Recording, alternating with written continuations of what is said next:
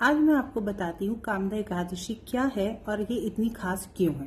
प्राचीन काल की बात है, एक भोगीपुर नाम का विलेज था जहाँ पर एक पुंडरिक नाम का राजा रहता था। वहाँ पर बहुत सारी अप्सराएं और सारे लोग बहुत धन संपदा और ऐश्वर्य से रहते थे और वहाँ पे बहुत सारे नृतंग्य और बहुत सारे गंधर्व और अप्सराएं भी रहा करती थी। उनमें से एक गंधर्व था जिसका नाम ललित था।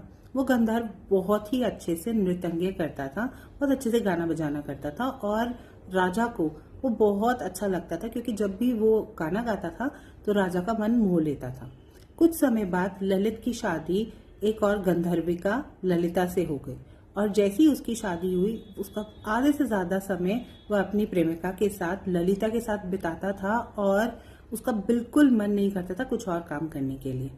अब जब भी वो राजा के महल में जाता है और अपना नृत्य करता है तो राजा को समझ में आ जाता है कि अब इसका ध्यान नृत्य में नहीं है।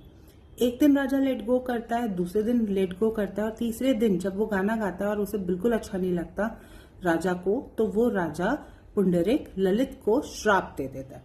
जैसे ही उसे श्राप मिलता है कि वो राक्षस बन जाए, वो राक्षस बन जाता है उसी पल और ये बात ललिता तक भी पहुंच जाती है। ललिता रो रो के बेहाल हो जाती है कि मेरे साथ ऐसा क्यों हुआ, अभी अभी तो मेरी शादी हुई है और मेरे पति को श्राप मिल गया है राक्षस बनने का।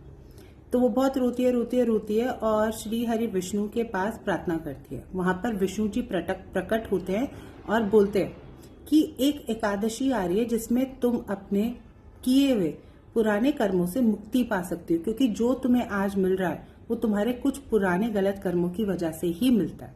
तो आज कामदा एकादशी है, अगर हम सब श्री हरि विष्णु के आगे जोत जलाकर उनसे माफी मांगे तो हमारे पिछले किए हुए कुछ भी कर्म जो पास्ट लाइफ में हमने किए थे उससे हमें मुक्ति मिल सकती है।